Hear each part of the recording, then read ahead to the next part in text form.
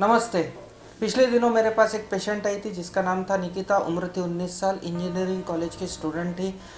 उसे समस्या थी कि उसके बाल असमय सफ़ेद हो रहे हैं और ऐसे में वो बालों को लगाती थी मेहंदी या डाई। इससे बाल उसके और कमज़ोर हो रहे थे और बालों का झड़ना भी शुरू हो गया था।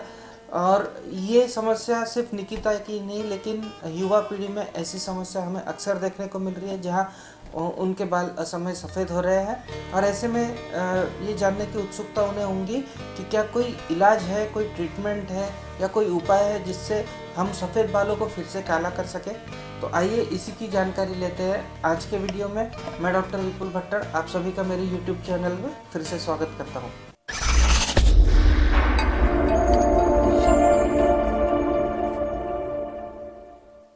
हमारे बाल सफ़ेद क्यों होते हैं? बालों का सफ़ेद होना ये एजिंग का ही एक हिस्सा होता है। जैसे जैसे हमारी उम्र बढ़ती जाती है वैसे वैसे बाल सफ़ेद होते हुए हमें देखने को मिलते हैं। अब बालों का जो कलर होता है वो होता है हमारे मेलानिन पिगमेंट की वजह से। ये मेलानिन पिगमेंट हमारे स्किन के कलर के लिए और बालों के कलर के लिए रिस्पॉन्सिबल होते हैं। जैसे जैसे हमारी उम्र बढ़ती जाती है वैसे वैसे इनका सिंथेसिस और प्रोडक्शन कम होते जाता है और इसी वजह से बालों का सफ़ेद होना हमें देखने को मिलता है। अब बाल सफ़ेद होने के क्या कारण हैं? तो बाल सफ़ेद होने के हमें मुख्यतः दो कारण देखने को मिलते हैं। और भी कई कारण हैं लेकिन मेनली हमें दो कारण इसके देखने को मिलते हैं। पहला कारण है आनुवांशिकता या हेरिडिटरी और दूसरा कारण है न्यूट्रिशनल डेफिशिएंसी।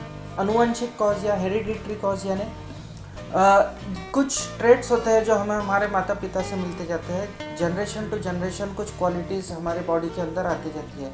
अगर हमारे पूर्वजों के अंदर बाल सफ़ेद होने की समस्या थी तो हमारे यंगर जनरेशन के अंदर भी वो समस्या पास ऑन होती है। इसे हम जेनेटिक या हेरिडेटरी ट्रेट कहते हैं। ये हमारे जीन्स के ऊपर डिपेंड करता है। न्यूट्रिशनल डेफिशिएंसी की अगर हम बात करें तो बैलेंस डाइट होना बहुत ज़रूरी होता है हमारे ओवरऑल हेल्थ के लिए और बालों के हेल्थ के लिए भी। Vitamin B12, biotin, copper, magnesium, zinc ये सभी न्यूट्रिशंस होते हैं जो माइक्रो अमाउंट्स में हमारे खाने में प्रेजेंट होते हैं और ये हमारे सेहत के लिए काफ़ी इम्पोर्टेंट होते हैं। और बायोटिन और B12 जैसे न्यूट्रिएंट्स तो हमारे बालों की सेहत के लिए भी काफ़ी इम्पोर्टेंट होते हैं। अगर इन न्यूट्रिएंट्स की कमी होती है तो हमें हमारे बाल फिर से सफ़ेद होते हुए देखने को मिलते हैं। इसके अलावा कुछ हार्मोनल डिसऑर्डर्स भी होते हैं जो हमारे मेलानिन की सिंथेसिस को कम ज़्यादा कर देते हैं। इन हार्मोनल डिसऑर्डर्स के अंदर भी हमें बाल सफ़ेद होते हुए देखने को मिलते हैं। एक और इम्पॉर्टेंट कॉज बाल सफ़ेद होने का है स्ट्रेस। जी हाँ, ज़्यादा स्ट्रेस लेने से या ज़्यादा मानसिक तनाव लेने से भी हमारे बाल सफ़ेद होते हैं। ये क्यों होता है? क्योंकि स्ट्रेस जब भी हमें होता है तब हमारे बॉडी के अंदर स्ट्रेस हार्मोन्स रिलीज होते हैं।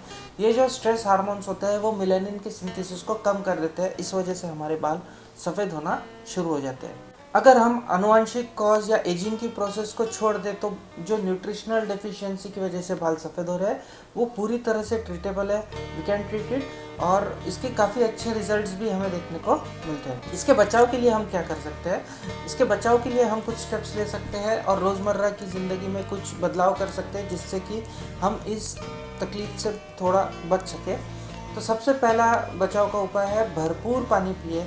दूसरा उपाय है कि आप बैलेंस डाइट लें, न्यूट्रिशनल डाइट लें, फास्ट फूड ना खाएं, तले हुए पदार्थ, बेकरी के प्रोडक्ट्स आप ना खाएं, फास्ट फूड्स ना खाएं और होल न्यूट्रिशियस डाइट लें। सलाद और फलों का सेवन आपके आहार में ज़्यादा कीजिए। पोल्यूशन में अगर हम जाते हैं, बाहर जाते हैं तो उससे भी बालों को हमें डैमेज देखने को मिलता है।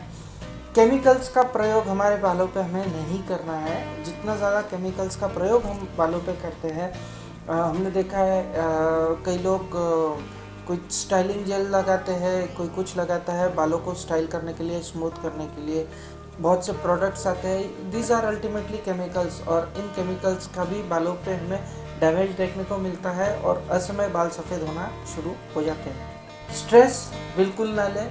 जैसा कि हमने बताया स्ट्रेस की वजह से स्ट्रेस हार्मोन रिलीज होता है और मेलानिन का सिंथेसिस कम हो जाता है तो असमय बाल सफ़ेद होना शुरू हो जाता है। तो जितना हो सके उतना स्ट्रेस नहीं लेना है, हमें रिलैक्स रहने की कोशिश करना है। और लास्ट उपाय है कि हमें हमारा वज़न कंट्रोल में रखना है। हमें हमारा वज़न ज़्यादा बढ़ने नहीं देना है। वेट कंट्रोल करने से भी बालों के असमय सफ़ेदी पे हम रोक लगा सकते हैं। अब असमय बाल जिसके सफ़ेद होते हैं उन्हें सलाह की काफ़ी भड़मार हमें देखने को मिलती है। बहुत लोग सलाह देते हैं कि ये नुस्खा आजमा लो, ये प्रोसेस कर लो तो बाल काले हो जाते हैं।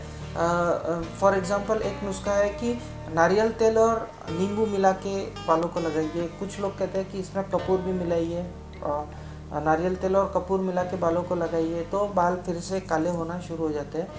तो ये नुस्खों से बाल जो सफ़ेद हो गए हैं वो फिर से काले नहीं होते हैं। हाँ, हो सकता है नारियल तेल और नींबू का जो मिश्रण है आप जो लगाते हो बालों पे, उससे डैंड्रफ थोड़ा कम हो जाए, जो स्काल्प की सूजन है वो थोड़ी कम हो जाए, बालों में थोड़ा लस्टर आ जाए, ये फ़ायदे हो सकते हैं। लेकिन सफ़ेद बाल फिर से इन नुस्खों से काले नहीं होते।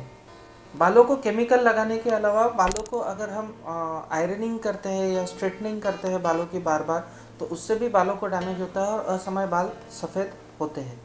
सबसे पहले तो हमें ये मान लेना चाहिए कि बाल सफ़ेद होना एक सामान्य प्रोसेस है। एजिंग की प्रोसेस हो सकती है, हेरिडिटरी कॉज हो सकता है या न्यूट्रिशनल डेफिशिएंसी हो सकती है। चाहे जो भी कारण हो, ये एक सामान्य प्रोसेस है, ये हमें मान लेना चाहिए और इसका ज़्यादा स्ट्रेस नहीं लेना है। आपको रिलैक्स रहना है, उसे एक्सेप्ट करना है कि ये प्रोसेस हमारे बॉडी के अंदर हो रही है। दूसरी चीज़, आप कोई भी नुस्खा आजमा रहे हो, आप कोई भी चीज़ बालों के लिए कर रहे हो, तो आप एक डॉक्टर के देख रेख में कीजिए, आप डॉक्टरों की सलाह ज़रूर लीजिए। एक यहाँ पे मैं इम्पॉर्टेंट पॉइंट ऐड करना चाहूँगा कि जो पालक का जूस, नीम का जूस, करेले का जूस लोग सुबह सुबह पीते हैं, ये जो जूसेस होते हैं ये होते हैं एंटीऑक्सीडेंट से भरपूर, और ये हमारे सेहत के लिए तो अच्छे होते हैं, हमारे बालों की सेहत के लिए भी काफ़ी अच्छे होते हैं। तो ये नुस्खे आप ज़रूर आजमा सकते हैं, ये हमारे बॉडी के लिए काफ़ी बेनिफिशियल हमें देखने को मिले हैं। इसका होम्योपैथी में किस तरह से इलाज किया जा सकता है, आइए जानते हैं इसके बारे में। तो सबसे पहले आपको एक मिश्रण लगाना है। आप नारियल तेल तो लगाते ही होंगे। नारियल तेल 100 ml लेके उसमें आपको मिलाना है ये जाबोर anti mother tincture 30 ml, 100 ml coconut oil plus 30 ml जाबोर एंटी मदर टिंचर, ये आपको बालों को लगाना है।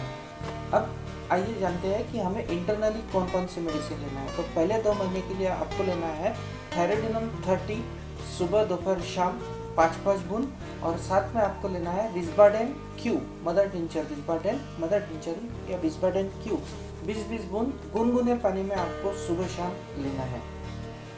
ये 2 महीने तक लेने के बाद में आपको लेना है एसिड फास्ट 30 सुबह दोपहर शाम 1 हफ्ते तक।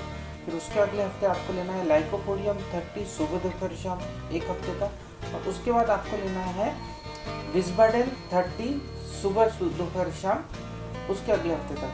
सो 3 हफ्तों का ये कोर्स है, और ये कोर्स आपको रिपीट करते रहना है अगले 6 महीनों तक। ठीक है, अगले 6 महीनों तक आपको ये कोर्स रिपीट करना है, और इस कोर्स के साथ में आपको हर महीने में लेना है पाइलोकार्पिनम 1 ml का एक डोज।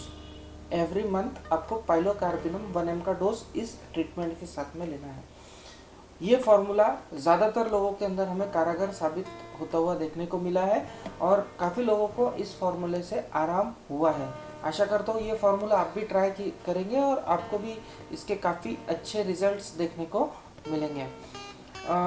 ये ट्रीटमेंट के साथ में आप चाहो तो मल्टीविटामिन कैप्सूल्स का सेवन भी कर सकते हैं। ये न्यूट्रिशनल सप्लीमेंट बोल के आप ले सकते हैं।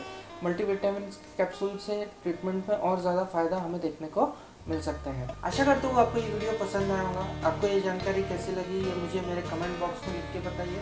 इसके अलावा आप अगर मुझसे जुड़ना चाहते हैं तो आप सिर्फ व्हाट्सएप कर सकते हैं मुझे इस नंबर पर 7588085974। इसके अलावा आप हमसे जुड़ सकते हैं हमारे इंस्टाग्राम के पेज पे, जिसका नाम है cosmic.healers, और लास्टली आप हमारे टेलीग्राम के चैनल को भी सब्सक्राइब कर सकते हैं, जो कि है होम्योपैथी एंड आयुर्वेदा। मिलते हैं अगले वीडियो तक, तब तक के लिए नमस्ते।